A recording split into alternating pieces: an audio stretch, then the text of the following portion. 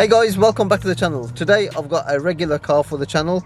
I'm going to be reviewing and giving you my impressions on this car. It's an Audi A3 saloon sedan if you're in the US, and I've had this car for about 2 days. It's a courtesy car as my A7 is in having some warranty work. I'll cover that in a different vid because I know some of you guys that follow me for my A7 content will be more interested in what's going on with that car anyway, so do definitely stay tuned. But yeah, this vid, I've had this car for a couple of days, I've been living with it, and I'm going to give you a little bit of a review, impressions as to what this car is about. It is an Audi A3, it's a 30 TFSI engine. Audi and their designations for the engines at the moment, I don't even understand them, but apparently this one is a 1 litre 3-cylinder turbo engine car. We'll go through the spec on this car shortly, but before that let me quickly give you a walk around on this car. So there we have it. It's an Audi A3 saloon. It's an S-Line model, so it looks a little bit more sporty. It's finished off in a solid white colour. I think it looks pretty cool from this kind of angle here. I generally do like the Audi A3s in hatchback style, and this one being like the saloon, it just gives it, well, it looks a little bit more posh. It's an S-Line, meaning that it's got these 18-inch 5-spoke alloy wheels. They're wrapped around in Bridgestone tyres, but it has got some cool features. I mean, it's got these matrix LED headlights which look pretty cool. Being the S-Line, you've got the big honeycomb grille, some fake vents going on down there, but overall, looking at it from this angle here, again, it looks quite striking. You have got these kind of side skirts as well, which run down, which make the car look a little bit more, let's say, purposeful. But like I say, I'm quite a fan of the regular A3 hatchback as well. So moving around the rear end of the car's got obviously a boot rather than a hatch. Let's just open that up. Obviously courtesy car, and as with all courtesy cars, you take it to a skipyard to do a skipyard trip, so it's quite filthy in there. But overall, yeah, you don't have a hatch, you've got more of a boot which opens up, so it's a little bit less practical if you're gonna load things. But this car does have folding seats, which is a good feature. LED lights on the rear with the sweeping indicators as well, as you can see there. Cool feature. TSI engine, 30 TSI, and I think essentially the 30 designation clearly means it's got a 1 litre engine with about 110 horsepower. Something I'm not a fan of are the exhaust, or the fake exhaust trims. It's got 2 of them, so it looks pretty cool from here, but the actual exhaust is probably somewhere underneath. It doesn't really make much of a sound, so I'm not really going to give it a start up and some revs or anything like that, but when you just look at it from here, it does look pretty cool. We've got a nice Porsche Macan over there, had one of them as well, but here we are. So yeah, overall let me know in the comments, guys, what you think of the style of this car and how it looks. Are you a fan, or do you prefer the hatchback? So essentially this car will have the same tech and features as the regular Mark 8 Golf. I've got the Mark 8 GTI, so there'll be some of the features or the interior style which will be very similar. We'll cover some of those things. It is based on a Mark 8 platform, so it's the MQB, and it's essentially the same car as a kind of a Mark 8 Golf underneath. So yeah, we'll cover some of those features off, but I think overall, on the whole of it, it does look quite interesting. What is going to be interesting is it is quite a, let's call it, stylish car, but it's got a 1 litre engine and a 3-cylinder at that, with a 7-speed DSG gearbox. So when we take you out for that drive, it's going to be interesting to see how that engine, that gearbox play in a car that looks as good as that. So let's go and open up the bonnet. Right, so this is where Audi have got a gas strut, whereas in the VWs on the Golf Mark 8 you've got a manual one there. So yes, this is a 1 litre 3-cylinder engine with a turbo, good for about 110 horsepower, so we'll see how that fares on the road. So onto the interior of this A3, we've got a nice Napa leather wrapped steering wheel, 3-spoke with the Audi S badge over there. Center console looks very familiar to the Mark 8 Golf. You've got a gear selector rather than a lever. You've got the park button over there. This section here does look a little bit more cleaner than, like, say, the Golf, but there's very little between them. You've got a start stop button here, and this is for your infotainment. Quite interesting with this one is that you've got, for the volume, you rotate it clockwise to put the volume up and anti-clockwise to turn it down. That is a physical button as well, as you can kind of see from there.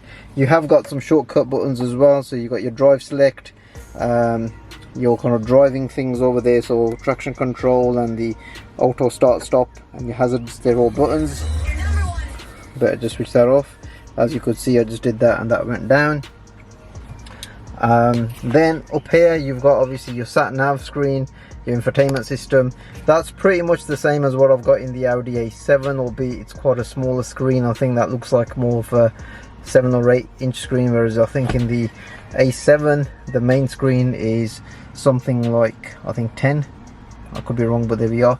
But I think what I do like in this compared to the Mark 8 Golf is that you've got physical kind of buttons for your heating and air conditioning, so they're all there, which is quite good, rather than going into the infotainment screen. Moving up here, you've got a digital display. If I just start the car up or put it into ignition, that's quite cool. You know, you've got to change the features on that as well, and the views, radio station, etc., whatnot. Interestingly, as you can see there, you know, that's the current MPG. Long term over 2,700 odd miles, it's 43.1. Doesn't really surprise me because it is a 1 litre engine. But I think what I do like is the view from up here, like the heating vents up at the top there. Kind of gives me a little bit of inspiration from, I don't know, a Lamborghini, if I say so myself. But yeah, other than that, I think it's quite a nice clean design. You've got some more aluminium stuff going off over there and a couple of air vents, which is pretty cool. But yeah, I think this, between this and the Mark 8 Golf, there is very little between them in terms of, let's say, the design. You either like it or you don't. I do prefer this bit here because they're right there. You know, you can just literally just turn up the air conditioning, you know, the fan speed, blah blah blah. Stick them on auto sync and all of that, and that all kind of works quite well. Steering wheel, I think they could have done a little bit more to it because these buttons are quite dated. I mean, in my A7 these are all gloss black, which give it a nice sort of a feel, whereas these are plasticky buttons. I know that these are physical buttons, you know, so that kind of helps, whereas in the Mark 8, well, in the GTI anyway, they're all like a haptic feedback type of button, which you either like or you don't. But I do kind of think these look a bit dated with the rest of the inkeep of the interior. I mean, if these were in gloss black, and even if they were the same type of button, they might have looked a bit nicer. The same goes for this side here. Those are your kind of light buttons for your headlights. This car has got a cruise control function, which, you know, which is fine, but it looks like it's also got distant control. Now, one thing on this car that I found is when you activate the distance control, it comes up with that adaptive cruise. You need a license for it, license not purchased, and it's expired. I mean, I did hear about Audi charging for certain features on the car, so you might have certain buttons like heated seats and all of that, but to activate them you need a license. I mean, is this the start of that? I don't know. But yeah, I mean, let me know what you think of this interior. I mean, I like things from the Mark 8, but there's certain features that I like in this one, so it's a bit of a mixed bag for me, to be honest. But yeah, what we'll do now is we'll take this on to some country lanes and give you my impressions of how this car drives, especially with that engine and this gearbox and the power output as well. You know, I mean, that's something that, you know, can be off-putting for some people, being a 1 litre engine in such a nice kind of body design. You'd probably expect it to have a bigger engine and how it performs. But yeah, I'll give you all of those impressions on that drive. Okay, so what do I think of this car now that I've had it for a couple of days? From first impressions, let's call it from, like, say, behind the wheel and in these seats, I do like these seats. These are in leather, but they're not the Valcona leather. These are artificial leather, so they do feel quite firm.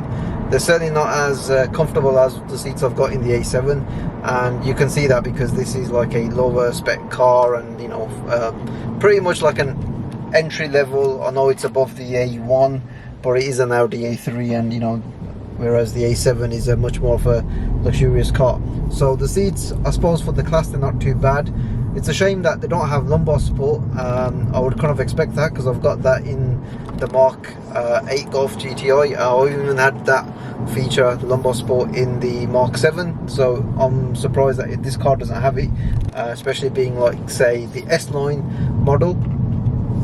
These are one-piece seats, so the headrest is not adjustable, and I kind of think, do you really need that in, let's say, the A3? I'd expect it in, like, say, the S3 and the RS3, but in a regular A3, do you really need like one-piece seats?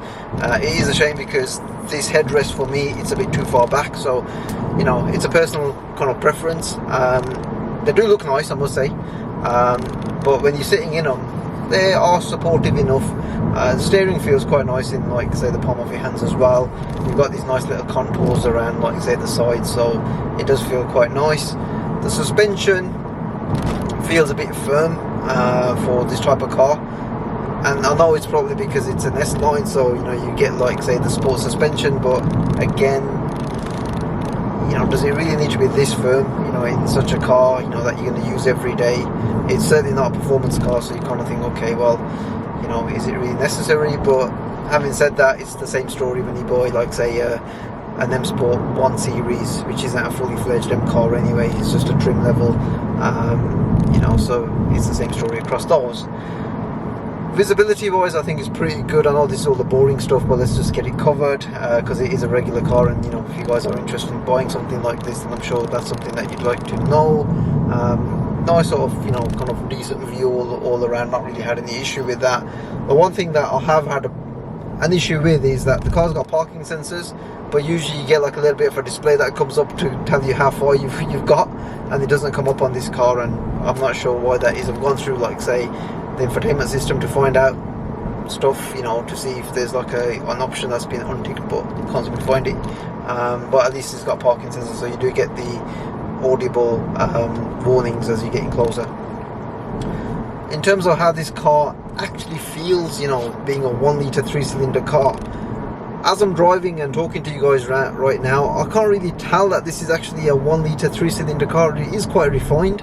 You don't really feel a lot of, like, say, the 1 litre 3-cylinder thrum coming into, like, say, the cabin, and the gearbox seems to be quite smooth as well, in that it slushes the gears together. I believe this is a DSG gearbox. I might be wrong, but I'm pretty certain it is. It's a little bit jerky at times, but most of the time when you're just like pulling around and just cruising, it's actually okay. But one thing I have noticed is that it's actually going around this corner quite well. That's not the thing that I noticed, I just noticed that just then. But one thing that I did notice is that around town this car does feel quite nippy. And I suppose if you're buying a 30 TFSI 1 litre 3-cylinder car, or with this engine, then that's one thing that you're buying it for, city driving and economy, and I think that's where this car does that really well. It's quite smooth. The suspension is on the firm side, there's no denying that, but in terms of, like, say, you know, getting about and, you know, going around sort of town and streets and whatnot, it is quite smooth, so you're not really gonna feel like you bought something that doesn't live up to, like, say, an Audi kind of badge or an image. I was out with a couple of friends the other day in this car, and they were surprised to learn that this was a 1 litre 3-cylinder engine. They, you know, they weren't fazed by, like, say, the way this car was, like, say, performing or anything. The only time that you'll notice that this is such a small engine is when you are, let's say, progressing and you want to put your foot down and get going. That's when you'll notice that, you know, this car is lacking in performance and that quick kind of acceleration. I mean, this is probably around about 32 to 35k as an S-Line and this kind of like spec, which is quite a lot of money considering that you're buying like a 1 litre you know, 3-cylinder engine car, but it is an Audi, so, you know, I suppose you're paying for a bit of badge snobbery as well. I suppose this type of car is quite popular with, like, say, young professionals who are getting this as an option as a company car. I mean, I certainly see a lot of these as company cars where I work. You know, I mean, they're not going to be as efficient as having a fully electric or, like, say, a hybrid from a benefit in coin tax point, but certainly I think this is, you know, for you young sales reps, or, you know, someone that's getting up the ladder and they've been offered, like, say, a company car, this might be on there.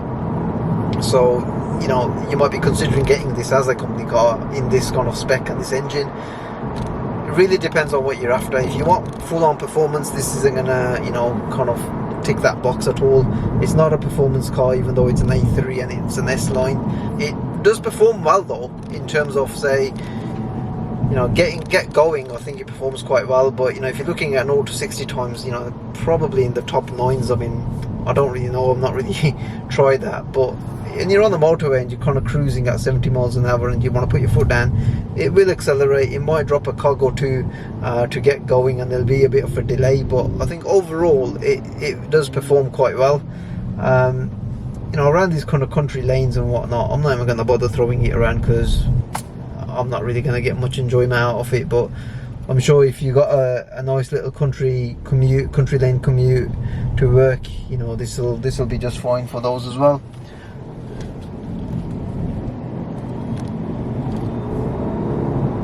It makes a sound, is all I can say. It makes a bit of a thrum.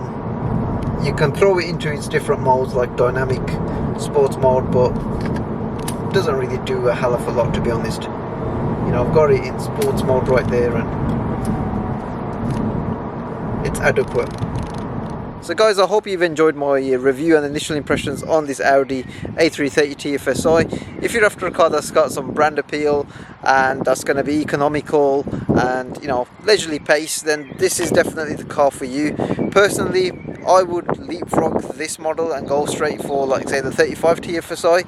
That's got a 1.5 litre engine and it's got, like, say, 140 odd horsepower perhaps, and it's probably not going to be far off the miles per gallon figure on this car. That drive, obviously achieving about 40 odd mpg, and the 35 TFSI engine is probably not going to be too far off. It's going to be a little bit more flexible in terms of performance as well, so you're not going to be putting too much strain on the engine, and it's probably going to be a little bit more of a better cruiser on the long run. But it's not to say that this car is bad, it's just that, you know, it lacks performance. But if that doesn't bother you, then, you know, definitely you can consider this particular model. If you have enjoyed this vid, then definitely give it a like, subscribe to the channel, and hopefully guys, I'll see you on the next one. Take care, bye.